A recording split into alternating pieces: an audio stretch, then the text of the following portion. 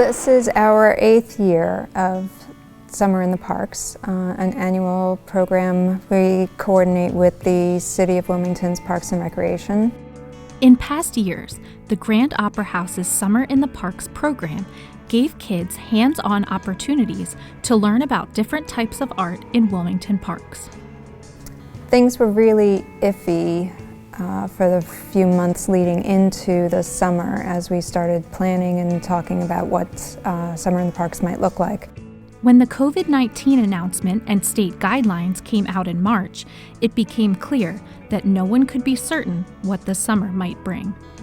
We thought that we could work around it and just limit participants or spread people out and still make things happen on a social distance, in a social distancing way. But as things got a little bit worse in the state, we just realized that that was going to be too difficult to manage. Instead of canceling Summer in the Parks entirely, Mikaelyn and City of Wilmington organizers decided to tweak the program and create a teaching artist residency at the William Hicks Anderson Community Center. They were newly renovated and opened up in February, just before they had to shut down right away in March. So unfortunately they didn't have too much activity going on. So we were one of the first groups to go in there and get a program up and running.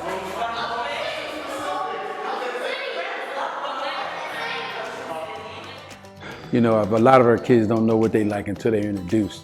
And us partnering with the Grand Opera House gave us a great opportunity to do that. It's a more intimate approach. It's giving kids, I think, a little bit more attention, and because they're working with the same artist week after week for 4 weeks at a time, you know, I hope to see some development in what they're learning.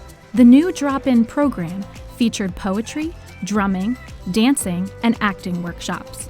With many children learning remotely and unable to gather with friends, the program was a welcome change of pace. What we really like about it is it gives us the opportunity to introduce kids to different things other than basketball and other than sports. Some of our kids have talents that they don't even know they have. I think they appreciated having somewhere to be that wasn't just outside every single day. I think they did appreciate having something different to try.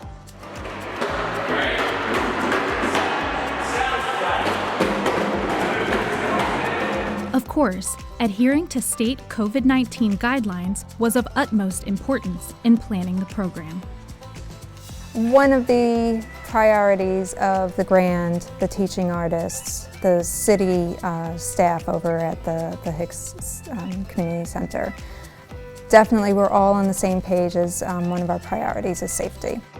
Safety is definitely at the forefront, and I think we did a pretty good job in these classes over the last few weeks to make sure that the students were keeping their distance and keeping their masks on, so I think it went well. In addition to the artist residency, the Grand also hosted a series of evening concerts in city parks.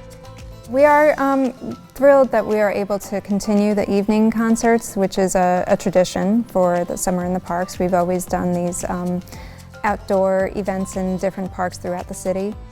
A prime example of taking lemons and making lemonade, the Grand and the City of Wilmington adjusted to make the best of a trying situation and to encourage a sense of community that's been so hard to maintain in 2020.